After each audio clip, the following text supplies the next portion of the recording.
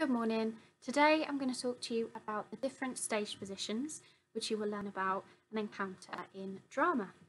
So as you can see, we've got the back of the stage there, and then the audience down here. So we call this upstage, closest to the back of the stage, and we call this downstage, nearest to the audience.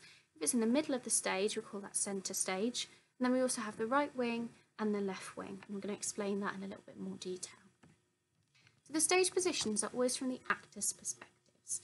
So if you're worried about left and right, this is always an easier way to do it. So left, remember you can create an L with your hand.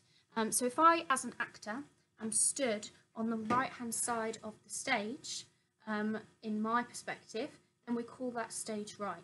Although to the audience, it might look like they are on the left, we always have to think of it from the actor's perspective. So we would call that stage right. Some modern stages and many traditional stages have a slanted stage, so a stage that's slightly tilted towards the audience. So the back of the stage up here is called upstage because it was physically higher than downstage nearest to the audience.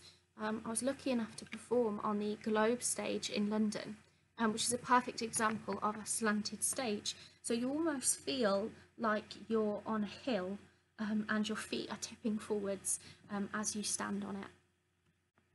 The wings are offstage, and this is the place where the actors wait to come on stage. They might be hidden by stage curtains or stage flats, which are pieces of wood, usually covered in material.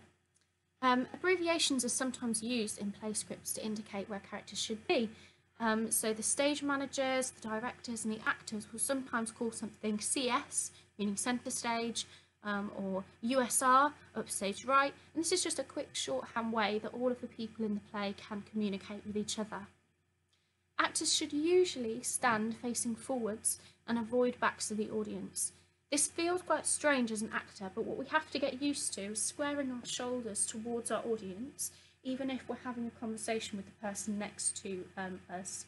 So normally we would be face to face in a conversation, but if we do this, the sound is lost. We need to project out to the audience and then glance towards our interaction with the other character. Let's go through some examples. So over here, you will see in the wing, we call this the right wing because it's from the actor's perspective. Don't forget, the actor is standing on the stage, that's their right, so it's the right wing. Then over here, we can imagine that this is upstage because it's towards the back of the stage, physically higher in most cases. So we have upstage and it's on the right, so it's from the actor's perspective, don't forget.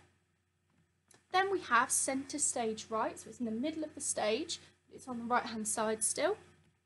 And then finally we have downstage right. So if you were stood at the very, very back of the stage, but in the middle, we would call this upstage centre or USR. In the very middle, we would call that centre stage. And then if you were in the middle but towards the front of the stage, we would call that downstage centre.